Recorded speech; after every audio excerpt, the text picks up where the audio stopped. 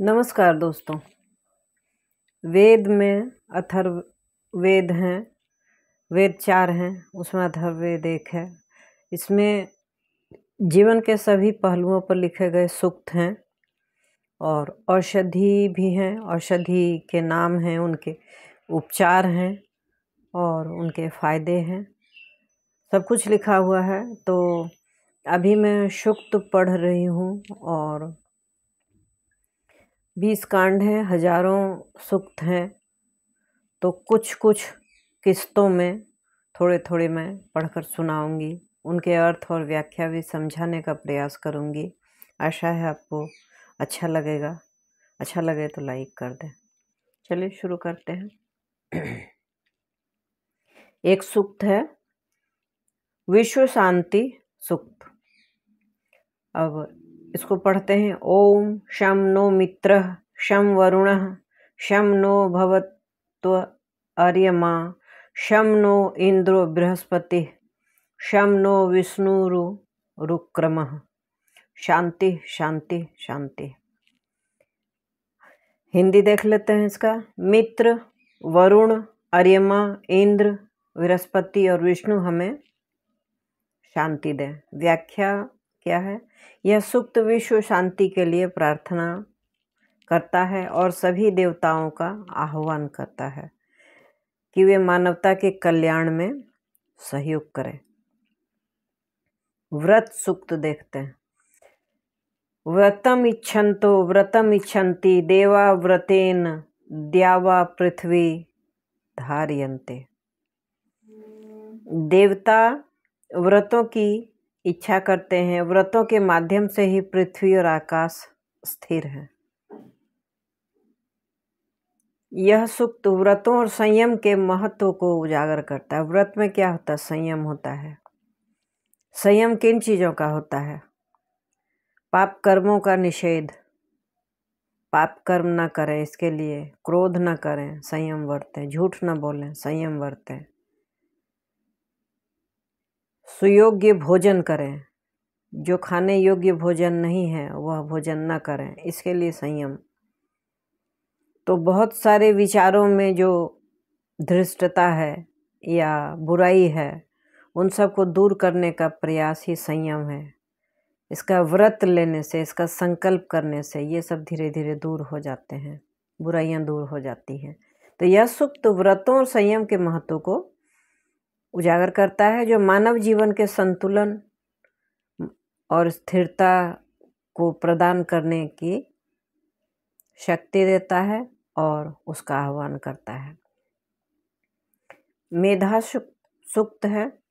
मेधां म इंद्रः ददातु मेधां देवी सरस्वती मेधां में अश्विनो द्यावा पृथ्वी ददातु। कि इंद्र, सरस्वती देवी, अश्विनी कुमार और पृथ्वी मुझे बुद्धि प्रदान करें, मेधा प्रदान करें। यह प्रार्थना भी बहुत जरूरी है।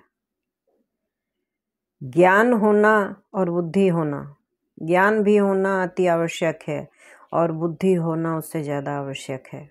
ज्ञान का सदुपयोग कैसे कर सकते हैं? बुद्धिमानी से। इन दोनों का संतुलन बहुत जरूरी है। तो मेधा मांगने के लिए प्रार्थना है, बुद्धि मांगने के लिए कि इंद्र, सरस्वती देवी, अश्विनी कुमार और पृथ्वी मुझे मेधा, बुद्धि प्रदान करें। इसमें प्रार्थना की गई है कि विद्या और बुद्धिमत्ता का आशीर्वाद हमें प्राप्त हो। पशुपालन सूक्त। एक गृहस्थ जीवन में या योगी के भी जीवन में पशुओं का महत्व है।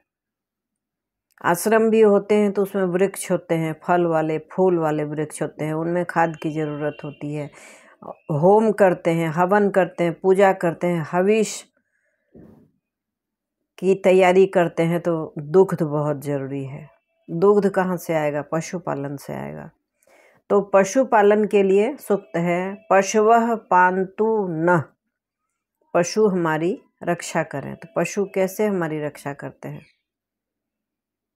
सामान्य सी बात हम लोग जानते हैं, कुत्ते हमारी रक्षा करते हैं, वह पशु है।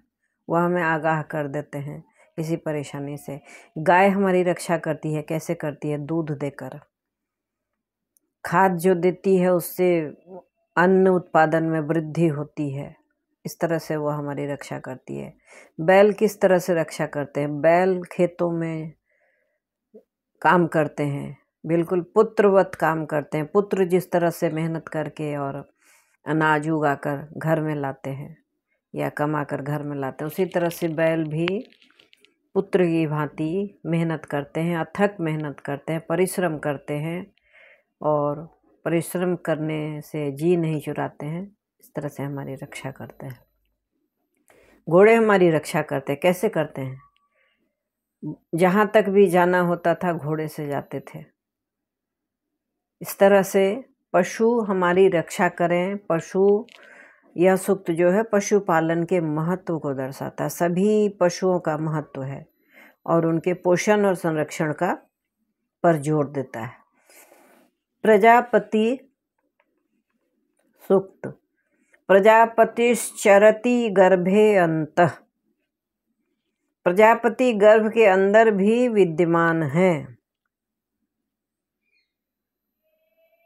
इस सूक्त का अर्थ है प्रजापति गर्भ के अंदर भी विद्यमान है। यह सृष्टि के जन्म और जीवन के हर रूप में ईश्वर की उपस्थिति को इंगित करता है।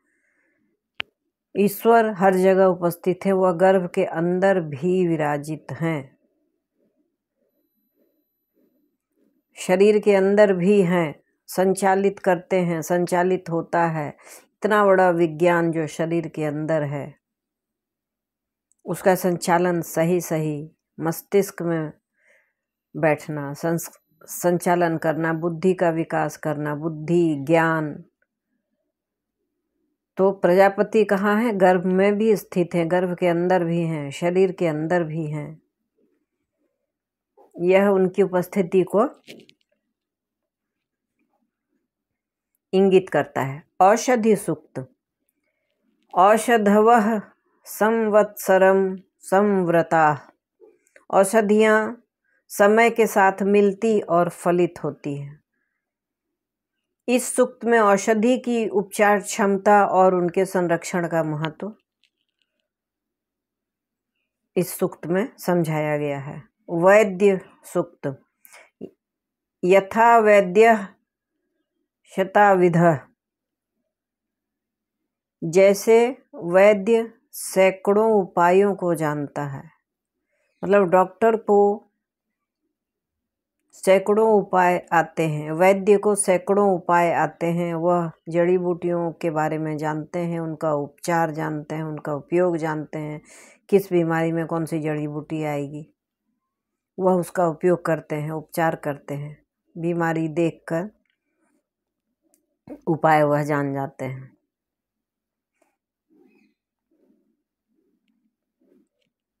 यह सूक्त वैद्य डॉक्टर के ज्ञान और उसके समाज में योगदान का उल्लेख करता है।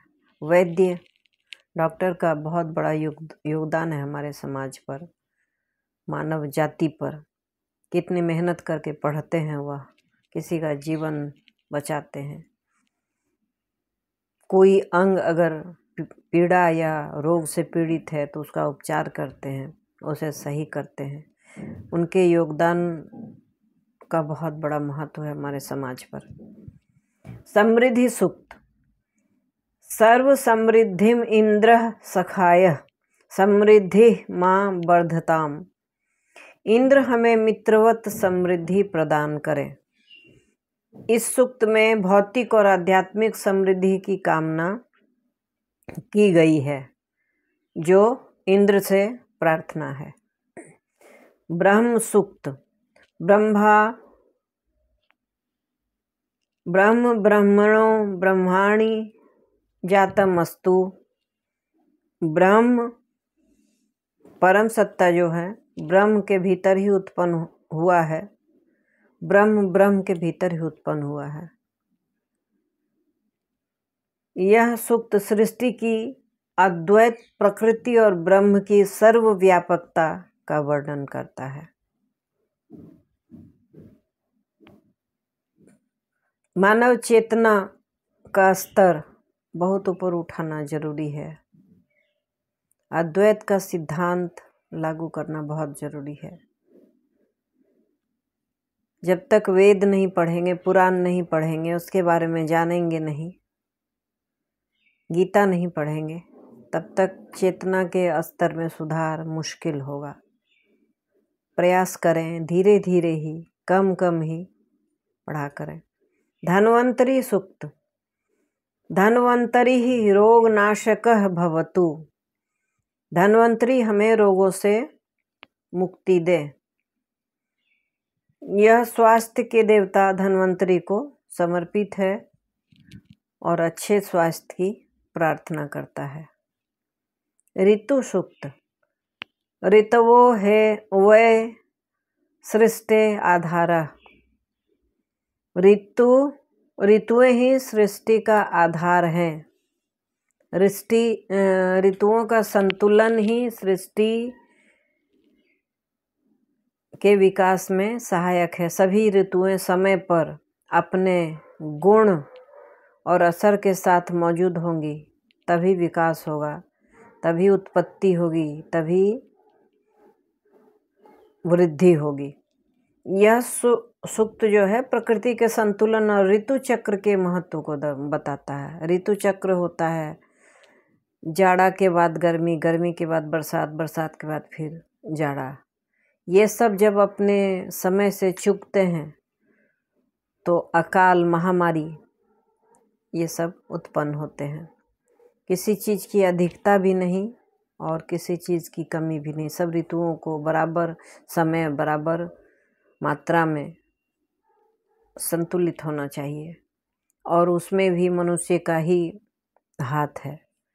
अगर आप वनों की कटाई नहीं करते हैं, जल प्रदूषित नहीं करते हैं, भूमि का क्षरण होने से रोकते हैं, तो ऋतुएं भी सही रहेंगी।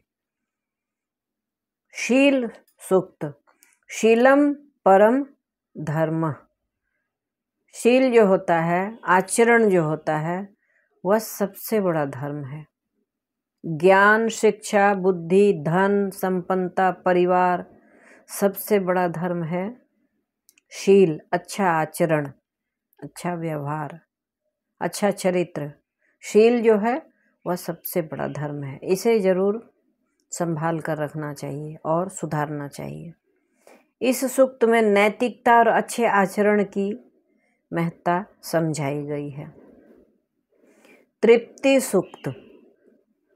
तृप्तिर्भवतु सर्वदा। कामना की गई है, प्रार्थना की गई है कि सर्वदा संतोष प्राप्त हो, सर्वदा हमेशा तृप्ति प्राप्त हो। यह सूक्त मानसिक और भौतिक संतोष का महत्व दर्शाता है। आजकल इसी चीज़ की कमी हो गई है। तृप्ति नहीं है, लोगों को संतोष नहीं है। जो है, जितना है, उसमें संतोष नहीं है। सभी धनों से बड़ा धन है संतोष। संतोष अगर मिल गया तो सोचिए सब धन मिल गया। मातृभूमि सूक्त। माता भूमि पुत्रो अहम पृथिव्याः। पृथ्वी मेरी माता है और मैं उनका पुत्र हूँ। इस सूक्त में मातृभूमि के प्रति सम्मान और प्रेम व्यक्त किया गया है। जैसे अपनी माता का आदर करते हैं, माता से प्रेम करते हैं, उसी तरह से पृथ्वी का भी आदर करना चाहिए और प्रेम करना चाहिए। जब प्रेम करेंगे तो पृथ्वी को कष्ट नहीं पहुंचाएंगे, आदर करेंगे तो उनको परेशान नहीं करेंगे। अभय सूक्त। अभयम कुरु मे सर्वतः। सभी दिशाओं में मुझे अभय या भय मुक्ति प्राप्त हो। कहीं भी चला जाऊं, भय मुझे ना मिले, इसकी प्रार्थना की है। यह सूक्त भय मुक्त जीवन जीने की प्रार्थना करता है। दुनिया के किसी छोर में भी रहें, भय न सताए और भय का वातावरण न हो आसपास में, यह बहुत जरूरी है।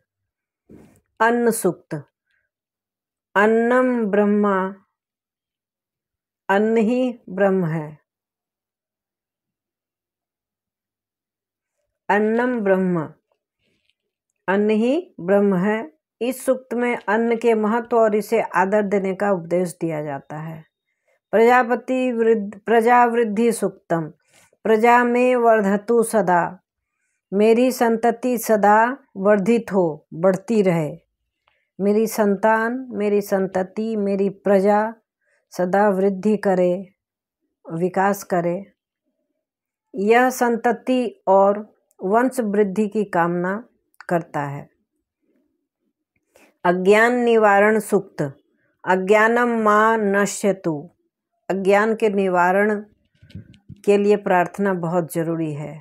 ज्ञान की कामना बहुत जरूरी है, अज्ञान के निवारण की प्रार्थना बहुत जरूरी है। अज्ञान नष्ट हो। व्याख्या क्या है? यह सूक्त ज्ञान प्राप्ति और अज्ञान के नाश की प्रार्थना करता है। आत्मबल सूक्त। बलम आत्मनः सर्वम अस्ति। संपूर्ण शक्ति आत्मा में है। अपनी आत्मा में ही संपूर्ण शक्ति है। शक्ति बाहर से नहीं आती है। शक्ति अपनी आत्मा में है, अपने मन में है, अपनी सोच में है। तभी आप उसको उजागर करते हैं, तभी आपको सहयोग मिलता है। आप डर गए तो सब डर गए। आपका साथ, अपनी सुरक्षा, अपनी शक्ति का प्रदर्शन अपने हाथ में है। तो शक्ति कहाँ है? संपूर्ण शक्ति कहाँ है? आत्मा में है। इस सूक्त में आंतरिक शक्ति और आत्मबल के महत्व का वर्णन है। धर्म सूक्त। धर्मो विश्वस्य जगतः प्रतिष्ठा। धर्म समस्त सृष्टि का आधार है। यह सूक्त धर्म के सार्वभौमिक महत्व और उसकी स्थिरता का वर्णन करता है। इन सूक्तों में अथर्ववेद की गहनता और जीवन के हर पहलू का ज्ञान मिलता है। ये सूक्त जिनका पठन पाठन होना चाहिए, पढ़ना चाहिए और सुनाना भी चाहिए। यह जब आप पढ़ते हैं और सुनाते हैं, जितना ज्ञान आपको प्राप्त होता है उतना ज्ञान आप बांट देते हैं, तो आपके ज्ञान में भी वृद्धि मिलती है और दूसरे को भी लाभ मिलता है। अगर चाहेंगे तो इन सूक्तों का विस्तृत व्याख्या भी हम करेंगे। इसके लिए आपको कमेंट करना पड़ेगा। अच्छा लगे तो लाइक कर दें, ज़्यादा से ज़्यादा शेयर करें। चैनल में नए आए हैं तो सब्सक्राइब करें, एक बेल बटन आता है, हिट करें, कमेंट भी करें। इन 5 कामों में आपका 1 मिनट भी नहीं लगता है और मुझे बहुत मोटिवेशन मिलती है। मैं और भी ज़्यादा से ज़्यादा कहानियाँ, श्लोक, उनके अर्थ वेदों से भी, चाणक्य नीति से भी, हितोपदेश से भी, विदुर नीति से भी, सबसे सुनाऊंगी, सबके अर्थ बताने का प्रयास करूंगी। धीरे धीरे धीरे धीरे यह इतना बड़ा संग्रह हो जाएगा। यह मेरे लिए तो मेरी उपलब्धि और धरोहर होगा। आशा है आपको भी इससे लाभ मिलेगा। Thanks for watching.